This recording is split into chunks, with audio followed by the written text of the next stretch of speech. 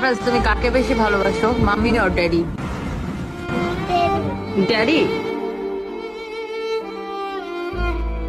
Mummy please ড্যাডিকে একটু video কলে দেখাও। ছোট্ট সারফরাজ এখনো বোঝে না তার বাবা মৃত্যুর সঙ্গে লড়াই করছে, তাই তো মাম্মির কাছে আবদার করলো, মাম্মি প্লিজ ড্যাডিকে একটু ভিডিও কলে দেখাও। দোয়া করবেন আমাদের জন্য যেন আমার হাজবেন্ডের। এদিকে টনি জানালেন, এত করে ডাকলাম সে তো আমার ডাক শুনে তাকাই না, কথাও বলে না। সবকিছু এখন আল্লাহর হাতে, কার দোয়া কবুল করবেন জানি না। ভুল ত্রুটি ক্ষমা করে সবাই প্লিজ আমার স্বামীর জন্য দোয়া করবেন, সে যেন এই যাত্রায় বেঁচে যায়, আমাদের মাঝে ফিরে আসে। হাজবেন্ডের জন্য সবাই দোয়া করছে না তো। তার ব্রেনে একটা মেজর স্ট্রোক হয়েছে, ব্রেন ড্যামেজ হয়ে গেছে, সবাই দোয়া করবেন। অন্তত আমার ছোট বাচ্চা সারফরাজের মুখের দিকে তাকিয়ে সবাই একটু দোয়া করবেন। অবস্থা না বাসো।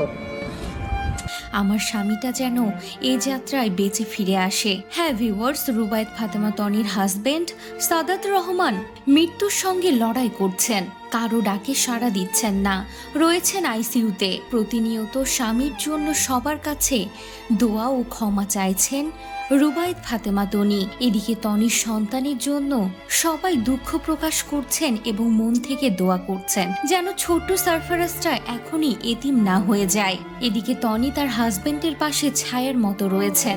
জানা গেছে নাওয়া খাওয়া সব বন্ধ করে দিয়েছেন তনি, শুধুমাত্র আল্লাহর কাছে দোয়া করছেন যেন তার স্বামীটা এই যাত্রায় বেঁচে যায়। টনি জানালেন তার ব্রেনে একটা মেজর স্ট্রোক হয়েছে, ব্রেন একেবারে ড্যামেজ হয়ে গেছে। এত করে ডাকলাম, ডাকে সাড়া দিল না। এখন সবকিছু আল্লাহর হাতে, সবাই দোয়া করবেন সে যেন বেঁচে থাকে। প্রসঙ্গত রুবায়েত ফাতেমা তনি অধিক বয়সের সাদাত রহমানকে বিয়ে করে রীতিমতো আলোচনা সমালোচনার জন্ম দিয়েছিলেন। তবে তাদের ভালোবাসা সবকিছুকে উপেক্ষা করে দুজনেই সুখে সংসার করছিলেন। কিন্তু এর আগেও হঠাৎ করে গুরুতর অসুস্থ হয়ে পড়েছিলেন সাদাত রহমান, সে যাত্রায় বেঁচে ফিরেছিলেন। কিন্তু এবার কি হবে তা আল্লাহ ছাড়া কেউ বলতে পারবেন না। বারবার স্বামীর জন্য সকলের কাছে দোয়া চাইছেন রুবায়েত ফাতেমা তনি।